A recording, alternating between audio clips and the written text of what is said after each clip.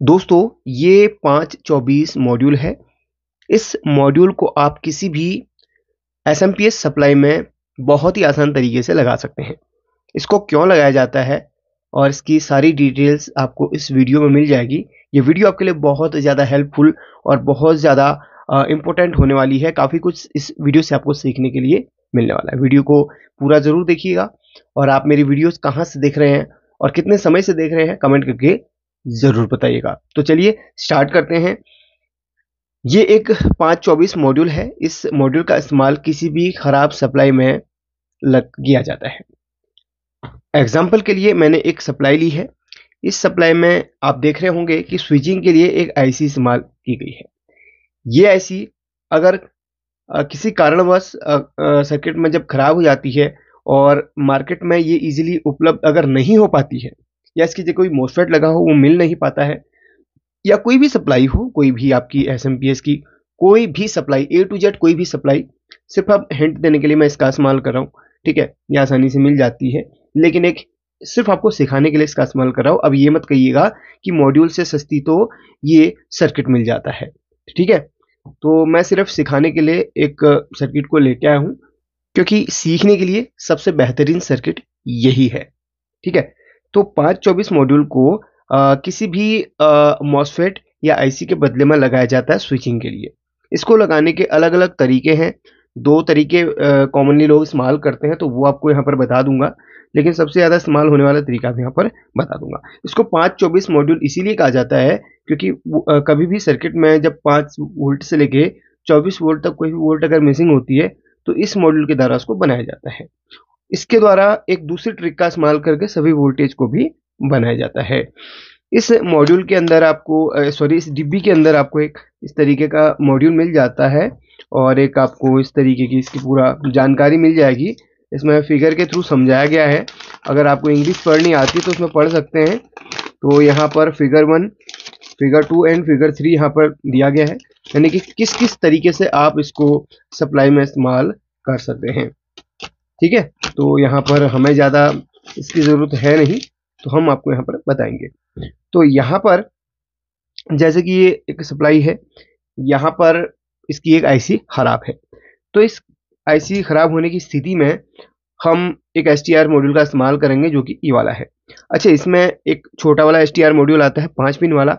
वो जो छोटा वाला एसटीआर मॉड्यूल आता है उस मॉड्यूल को लिमिटेड सर्किट में ही लगाया जाता है, यानी कि एक छोटे से जो पावर वाले सर्किट होते हैं उन्हीं में लगाया जाता है, कम पावर वाले सर्किट में। अगर आप ज़्यादा पावर वाले सर्किट में कोई मॉड्यूल लगाना चाहते हैं तो उसके लिए 524 बेस्ट है। ये उस लोड को ले लेता है इजीली। ठीक है, तो हाई पावर वाले सर्किट में, हाई जो पावर कंज्यूम करते हैं उन सर्किट में इस मॉड्यूल को लगाना बेहतर माना जाता है। इसके अंदर सिर्फ 4 वायर होती हैं। इसके कनेक्शन करना बहुत ही आसान होता है।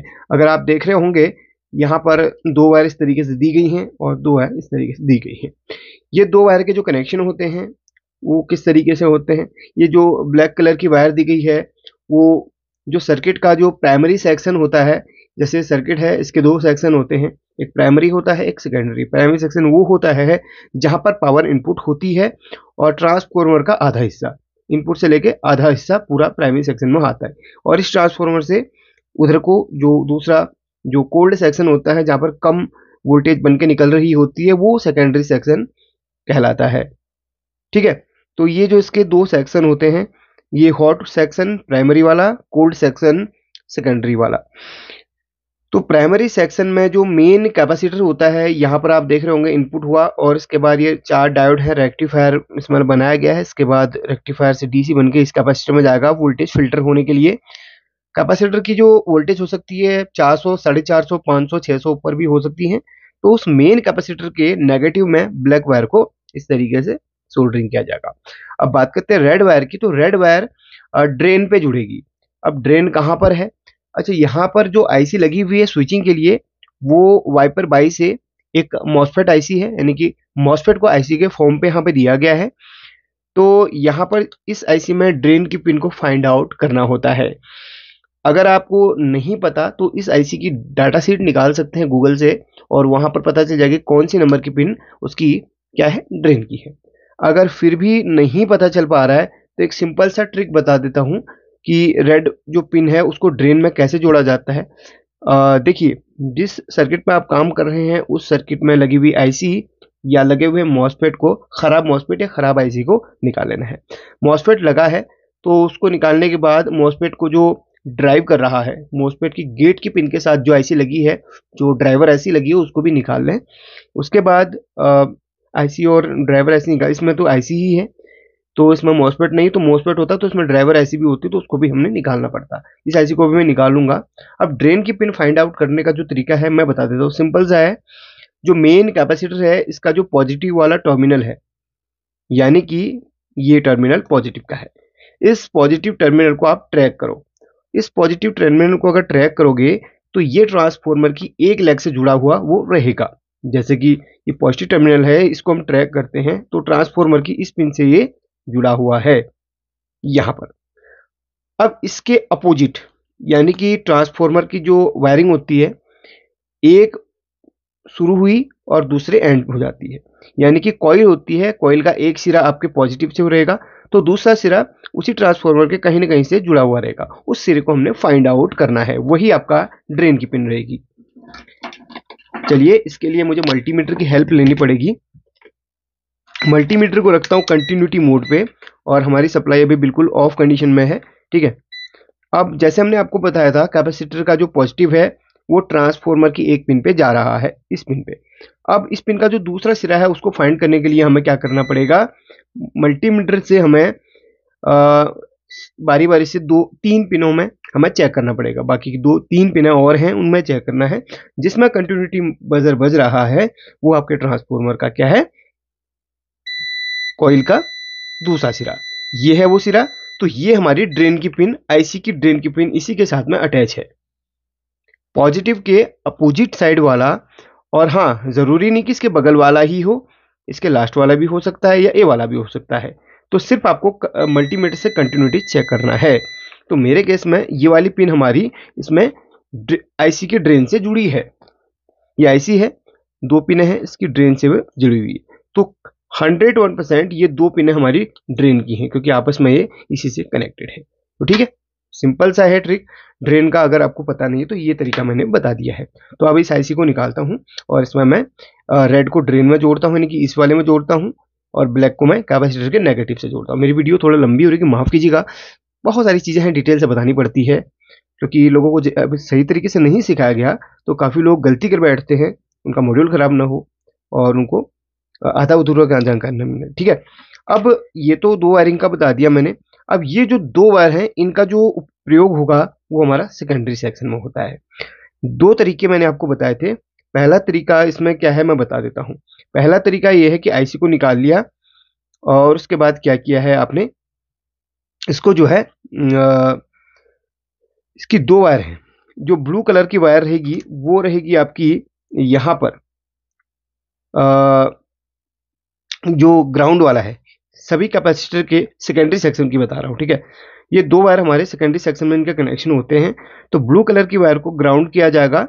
तो यहां पर सभी कैपेसिटर का नेगेटिव ट्रांसफॉर्मर के इस वाले से जुड़ा है। आप चेक करेंगे तो ये सभी कैपेसिटर के नेगेटिव से जुड़ा रहेगा। तो इसको हमने ग्राउंड कर देना है सेकेंडरी में। और बचा गया हमारा येलो कलर का वायर। येलो कलर के वायर से हमें कितने वोल्ट आउटपुट करनी है ये हम डिसाइड नहीं करते, ये प्रीसेट डिसाइड कर रहा है। तो प्रीसेट को जैसे सेट करोगे आप उसी हिसाब से वोल्टेज आउटपुट करेगा। तो इसको हमने पॉजिटिव पे लगाना है सेकेंडरी सेक्शन में। जो वोल्टेज नहीं बन रही है उसके जो डायोड यहाँ पर लगे हुए हैं, डायोड के हमने ये जो सिल्वर पट्टी है उस पे इस तरीके से अटैच करके सोल्डरिंग करना है। सपोज हमारी 5 वोल्ट नहीं बन रही और 5 वोल्ट हमने बनानी है तो इसके सिरे पे 12 वोल्ट नहीं बन रही, 12 वोल्ट पे। तो इस तरीके से इस सप्लाई में तो मल्टीपल वोल्टेज निकल रहे हैं, इसके लिए नहीं, स्पेशली एलईडी टीवी के लिए है। तो यहाँ पर इसलिए मैंने बताया। अभी ये जो है प्रीसेट 5 वोल्टेज से लेकर 24 वोल्टेज तक ये आउटपुट करता है येलो कलर का वायर। बस आपको प्रीसेट से एडजस्ट करना पड़ेगा कितना वोल्ट आपको यहाँ से निकालनी है। नंबर 1 तरीका। नंबर 2 तरीका, इसके ऑप्टो कपलर की पिन से हमें डायरेक्ट आउटपुट लेना है। चलिए बता देता हूँ, वही तरीका मैं यहाँ पर यूज करूंगा। सबसे पहले तो मुझे आईसी निकालनी पड़ेगी। आईसी निकालते हुए मैं आपसे एक छोटा सा क्वेश्चन पूछना चाहूंगा कि आपको मेरी वीडियोज कैसी लगती हैं, प्लीज़ कमेंट करके बताइए। मेरी वीडियोज की जो टाइम जो है थोड़ा सा ज़्यादा होता है, मैं ज़्यादा टाइम लेता हूँ वीडियोज में आपको समझाने के लिए, तो क्या आप मेरे वीडियो को देखने के लिए इतना टाइम अपना दे सकते हैं? मुझे कमेंट करके ज़रूर बताइए। या मुझे वीडियो छोटी सी बनानी चाहिए जिससे आपका टाइम वेस्ट ना हो, तो इस बारे में थोड़ा सा मुझे सुझाव भी दीजिएगा।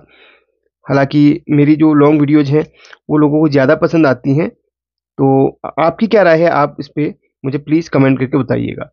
तो आईसी को मैंने डीसोल्डरिंग कर दिया है, अब इसको मैं बाहर निकाल लूँगा। अब जैसा मैंने आपको बताया था रेड जो, चलिए ब्लैक कलर की वायर से कनेक्शन करते हैं। ब्लैक कलर की वायर मेन फिल्टर कैपेसिटर के प्राइमरी सेक्शन में मेन बड़े वाले फिल्टर कैपेसिटर के नेगेटिव पे जुड़ेगी ब्लैक कलर की वायर। अब बारी आती है रेड कलर की वायर की, ये ड्रेन से जुड़ेगी। मैंने अभी आपको स्पेशली पूरा समझाते हुए बताया था कि ड्रेन कौन सी है। तो ड्रेन की पिन आपकी ये है। आईसी की जो ड्रेन है वो ट्रांसफार्मर के स्लैग से जुड़ी है इसके माध्यम से, ठीक है। तो ड्रेन की पिन भी मैंने आपको समझा थी। और बाकी मैंने आपको बताया था ये दो वायर, पहले कनेक्शन में आपको बताया था कि ये दो वायर से आप 5 वोल्ट से 12 वोल्ट कैसे निकाल सकते हैं। अब दूसरे मैंने आपको तरीका बताया था कि डायरेक्ट ऑप्टोकपलर से कैसे इसको आप लगा सकते हैं। चलिए बताता हूँ। सबसे पहले आपने इस मॉड्यूल में इन दो वायर्स को बाहर निकाल लेना है। चलिए मैं इस वायर्स को बाहर निकाल लेता हूँ दोनों को। दो वायर जो थी मैंने निकाल ली हैं। अब इस ऑप्टोकपलर की दो पिनों को यहाँ पर आप देख सकते हैं कौन कौन सी दो पिनों को हमने ऊपर करना है।